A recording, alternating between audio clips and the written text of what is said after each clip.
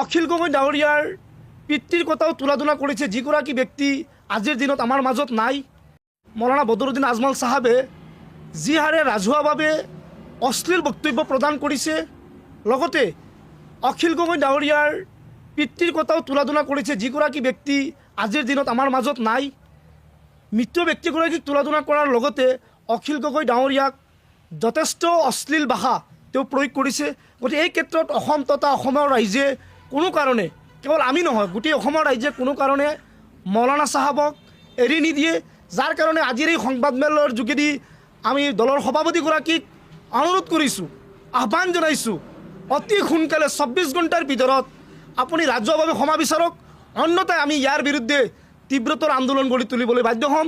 কেৱল আমিয়ে নহয় গোটেই অসমৰ ৰাইজে ইয়াৰ বিৰুদ্ধে প্ৰতিবাদ কৰিবলৈ বাধ্য হ'ব, কাৰণ সম্পূৰ্ণ অসমীয়া জাতিক আপুনি অপমান কৰিছে। লগতে আপুনি আৰু এটা কথা কৈছে যে সংখ্যালঘু ৰাইজে কিয় হাত চাপৰি মাৰে।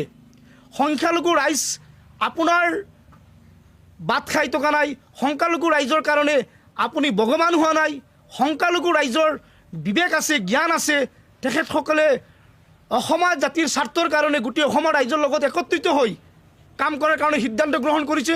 আপুনি যদি ভাল কাম কৰিলেহেঁতেন নিশ্চয় তেখেতসকলে বা ৰাইজে হাত চাপৰি নামাৰিলেহেঁতেন। নিশ্চয় আপুনি বেয়া কাম কৰিছে। বদৰুদ্দিন আজমল ডাঙৰীয়াদেৱৰ যিখিনি মন্তব্য, সেই মন্তব্যখিনি আপোনালোকে ইতিমধ্যে শুনিছে। আৰু মৃত্যু হৈ যোৱা অখিল গগৈ ডাঙৰীয়াদেৱৰ পিতৃকো তুলাধনা দিবলৈ এৰা নাই আজমল ডাঙৰীয়াই। গতিকে তেওঁ দুৰ্নীতি কৰিছিল, সেইবাবে হয়তো আজি তেওঁ হাৰ মানিবলগীয়া হৈছে। কোনো মানুহে তেওঁক ভোটদান নকৰে। গতিকে বন্ধু বান্ধৱীসকল, সকলো মন্তব্যখিনি আপোনালোকে শুনিলে। শেষত ভিডিঅ'টো চাই কেনে পালে কমেণ্টত জনাব, লগতে লাইক, শ্বেয়াৰ আৰু চেনেলটো ছাবস্ক্ৰাইব কৰি দিব বুলি আশা ৰাখিলোঁ। ধন্যবাদ।